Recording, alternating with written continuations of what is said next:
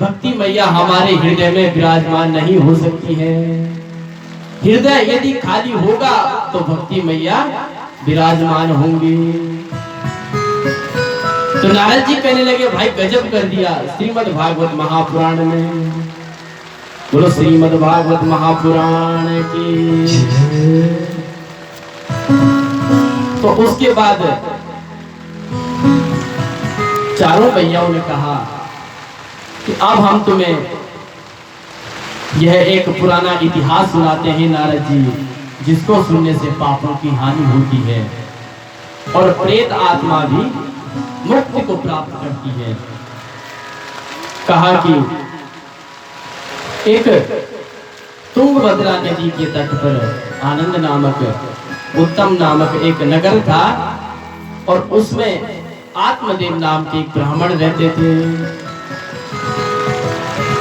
ब्राह्मण बड़े विद्वान थे, बड़े परम संतुष्टि थे, लेकिन महाराज उनकी जो धर्म पत्नी थी बड़ी कुतर्किनी थी, बड़ी कुटिला थी। उसका नाम था श्रीमती श्री धुंधली देवी। धूम धूम करो दिलाती धुंधली, जिसको प्रतिपल धूम धूम मनी कलह, जिसको कलह पसंद हो। उसका एक दोहा था कि ऐसी वाणी बोलिए सबसे झगड़ा हो और उससे झगड़ा ना करो जो खुद से तगड़ा हो। मतलब जिसको वो देख लेती थी कि मुझसे तगड़ा है, उससे वो झगड़ा नहीं करती थी, लेकिन जिसको कमजोर समझती थी उसके पीछे पड़ जाती थी। बड़ी कुतर्किनी थी।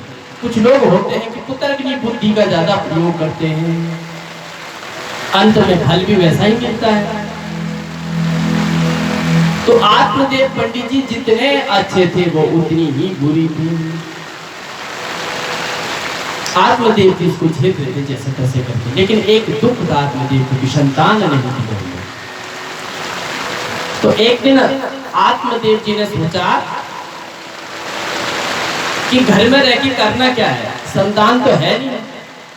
अब धर्मपत्नी जी है, दिन रात कलह करती हैं, इससे बढ़िया तो मर जाना ही अच्छा है। क्या करूंगा जीकर। यदि सदगृत किसी के दाम्पत्य जीवन में संतान की प्राप्ति ना हो तो उसका दाम्पत्य जीवन भला क्या रह गया, कुछ नहीं है।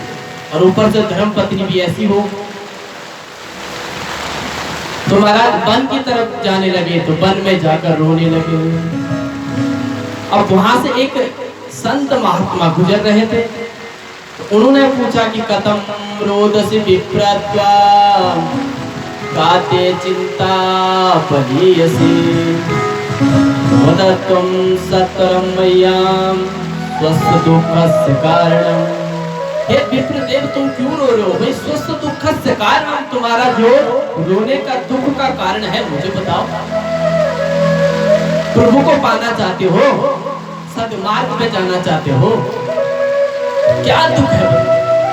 बोला महाराज संतान नहीं है। बोला संतान नहीं है, संतान के लिए रो रहे हो?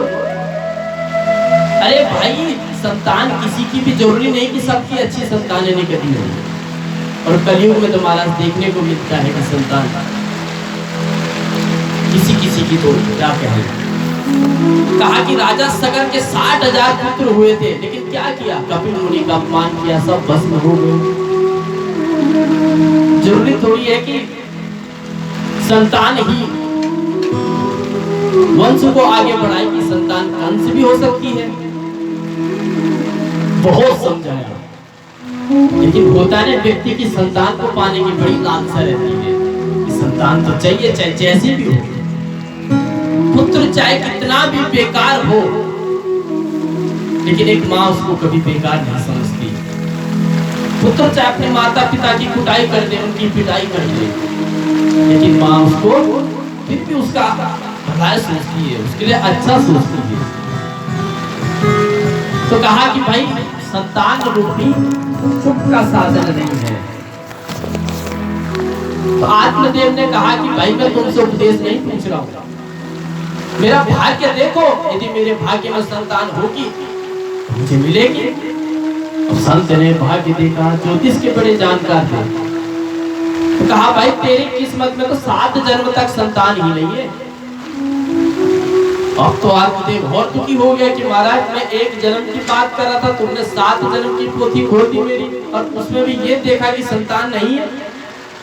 अब तो मुझे संतान चाहिए। संत ने कहा संतान चाहिए, मैं कहां से लाके संतान दूं? बोला नहीं महाराज, कहीं से भी लाके संतान दो। यदि आप संतान नहीं दोगे तो मैं यही अपने प्राणों का प्राणांत कर दूंगा। और महाराज मेरे प्राणों का जब प्राणांत होगा तो तुम्हें ब्रह्म हत्या लेनी।